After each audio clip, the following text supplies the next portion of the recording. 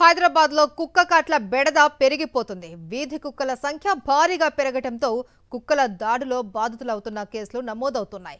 ప్రతిరోజు కుక్క కాటుతో హాస్పిటల్స్ కు క్యూ కడుతూ ఉన్నారు బాధితులు. ఫీవర్ హాస్పిటల్ కు కూడా ప్రతిరోజు కుక్క కాట్లతో పిల్లలు పెద్దలు వస్తున్నారు. కుక్క కరిచినప్పుడు వేసే వ్యాక్సిన్ జిల్లా ఆసుపత్రుల్లో అందుబాటులో ఉన్న హిమోగ్లోబిన్స్ మాత్రం ఫీవర్ హాస్పిటల్లోనే అందుబాటులో ఉంటాయంటున్నారు. Fever hospital superintendent Rajendra Prasad. కుక్క కాటు కేసులపై ఫీవర్ హాస్పిటల్ నుంచి మా ప్రతినిధి విక్రమ్ మరిన్ని వివరాలు అందిస్తారు. భాగ్యనగరానికి కుక్క కాటు ప్రమాదాలు వణికిస్తున్నాయని చెప్పుకోవచ్చు. ప్రతి నెల ఫీవర్ ఆసుపత్రికి 3000 పైగా కేసులు వస్తున్నట్లు చెప్తున్నారు. అయితే ప్రస్తుతం మనం చూసుకోవచ్చు ఫీవర్ ఆసుపత్రి సూపరింటెండెంట్ డాక్టర్ రాజేంద్ర ప్రసాద్ మనతో పాటు ఉన్నారు. ఫీవర్ ఆసుపత్రిలో కుక్క కాటు ప్రమాదాలపై ప్రతి నెల ఎంతమంది వస్తున్నారు, ట్రీట్మెంట్ ఏ విధంగా సాగుతుంది, వారి మాటల్లోనే అడిగి తెలుసుకునే ప్రయత్నం చేద్దాం. సార్, కుక్క కాటు ప్రమాదాలు భారీగా వస్తున్నాయి. అసలు ఈ ప్రమాదాలు ఎక్కువగా ఎందుకోసం వస్తున్నాయంటే ఏం చెప్తారు సార్? అంటే మనకి స్ట్రీట్ డాగ్ కౌంట్ చాలా పెరిగిపోతూ ఉంది. సో సీజన్ బట్టి కొంచెం మారుతూ ఉంటుంది, కానీ యావరేజ్గా మనకి ఫీవర్ హాస్పిటల్లో నెలకి 3,000 కంటే ఎక్కువ డాగ్ బైట్ కేసెస్ వస్తూ ఉంటాయి. సో అందులో కొన్ని చిన్న అంటే పెట్ డాగ్స్ కానీ లేకుంటే వ్యాక్సినేటెడ్ డాగ్స్ కానీ ఉంటే బయటికి వెళ్ళేసి వాళ్ళు వ్యాక్సినేషన్ తీసుకుంటే సరిపోతుంది. బట్ ఇమ్యూనోగ్లోబులిన్స్ కావాలంటే కనుక తప్పకుండా ఫీవర్ హాస్పిటల్కి రావాల్సిందే. కుక్క కాటు అయిన తర్వాత మన దగ్గరికి వస్తే ఓండు లక్షణాలని, తర్వాత కుక్క లక్షణాలను బట్టి కేటగిరీ ఉంటుంది. ఆ కేటగిరీ చేసిన తర్వాత పేషెంట్కి ఎవరికైనా అవసరమైతే వ్యాక్సినేషన్తో పాటు ఇమ్యూనోగ్లోబులిన్స్ కూడా ఇస్తాం ఇక్కడ. ప్రతి నెల రేబీస్ వ్యాధి బారిన పడే వారి సంఖ్య ఎంత ఉంటుంది సార్? మన హాస్పిటల్ అయితే యావరేజ్గా 2 నుంచి 3 రేబీస్ కేసులు వస్తూ ఉంటాయి.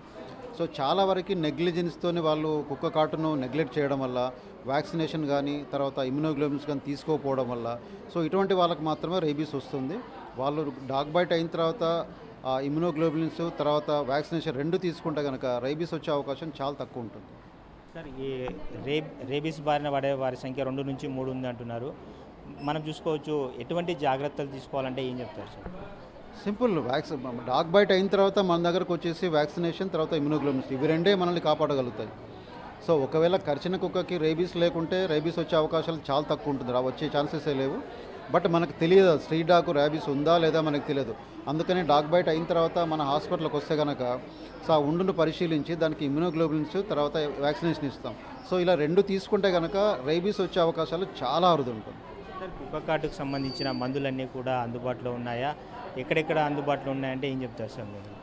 ఫీవర్ హాస్పిటల్లో దాదాపు 2-3 నెలలకు సరిపోయేంత సప్లై మనకు ఉంటుంది. మేము ముందు జాగ్రత్తగా అన్ని ఇమ్యూనోగ్లోబులిన్ కానీ వ్యాక్సినేషన్ కానీ అన్నీ ఒక 2-3 నెలలకు సరిపోయేంతగా మేము ఇక్కడ స్టాక్ పెట్టేసుకుంటాం. సో ఇమ్యూనోగ్లోబులిన్స్ మాత్రం ఓన్లీ ఫీవర్ హాస్పిటల్లో ఉంటుంది. మిగతా ఇన్స్టిట్యూట్ ఆఫ్ ప్రివెంటివ్ మెడిసిన్ కానీ లోకల్ చిన్న డిస్ట్రిక్ట్ హాస్పిటల్ కానీ వాటిలో మాత్రం వ్యాక్సినేషన్ అవైలబుల్ ఉంటుంది, కానీ ఇమ్యూనోగ్లోబులిన్స్ అవైలబుల్ ఉండదు మోస్ట్లీ. సో ఇమ్యూనోగ్లోబులిన్స్ మాత్రం తప్పకుండా ఫీవర్ హాస్పిటల్కి రావాల్సి ఉంటుంది. మొత్తం మీరు చూసుకోవచ్చు, కుక్క కాటు ప్రమాదాలు అయితే హైదరాబాద్ మహానగరాన్ని వణికిస్తున్నాయని చెప్పుకోవచ్చు. దాదాపుగా ప్రతి నెల ఫీవర్ ఆసుపత్రిలో 3000 పైగా కేసులు నమోదవుతున్నాయి.